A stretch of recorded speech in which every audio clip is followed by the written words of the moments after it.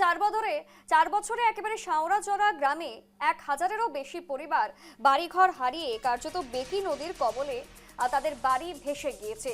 কিন্তু সরকারের তরফ থেকে কোনো রকম ব্যবস্থা গ্রহণ করা হয়নি। এদিকে যাতায়াতের ক্ষেত্রেও চরম অসুবিধার সম্মুখীন হচ্ছে নদী পাড়ের স্কুল কলেজের ছাত্রছাত্রী সহ সাধারণ মানুষেরা।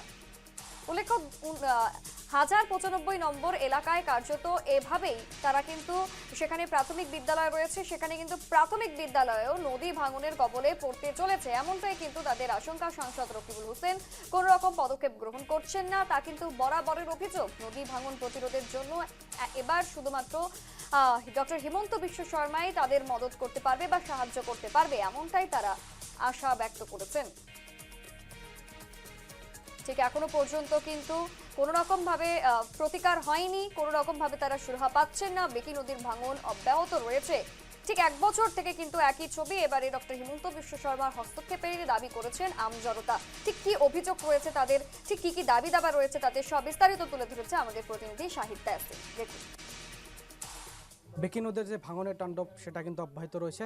আমি এই মুহূর্তে উপস্থিত রয়েছি বরপেটা জেলার কলগাছের রাজাচক্র এলাকার সাবরাসরা গ্রামে। 70 থেকে আমরা প্রথমে দেখাবো এদিকের কিছু দৃশ্য দেখাবো। বিগত কয়েকদিনে দেখা যাচ্ছে যে সাবরাসরা গ্রামে এই যে বেকি নদের ভাঙনের তাণ্ডব, সেই ভাঙনের তাণ্ডব কিন্তু যে ইতিমধ্যে কিন্তু যে রয়েছে।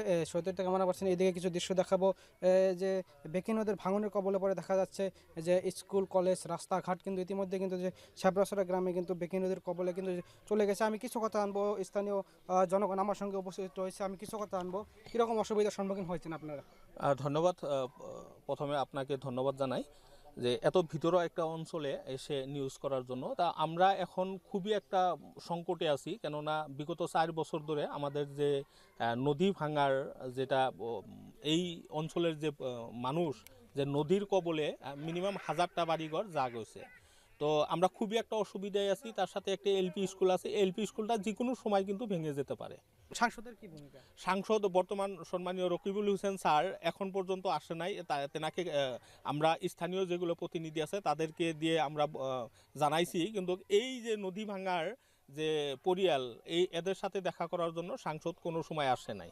বর্তমান আপনাদের এই কয়েকদিনে কয়টা বাড়িঘর বেকি নদী? মিনিমাম 1000-1000-এর উপরে হবে। 1000-এর উপরে নদীর কবলে পড়ছে। সঙ্গে দেখা যাচ্ছে একটা স্কুল। হ্যাঁ, স্কুলটা এখন মানে যে কোনো সময় যদি অল্প বৃষ্টি নামে তাহলে স্কুলটা নদীর বুকে চলে যাবে, এরকমটা ধারণা করছি আমরা। সেই জন্য হয়তো স্থানীয় যেগুলো ব্যক্তি আছে তারা আমরা সবাই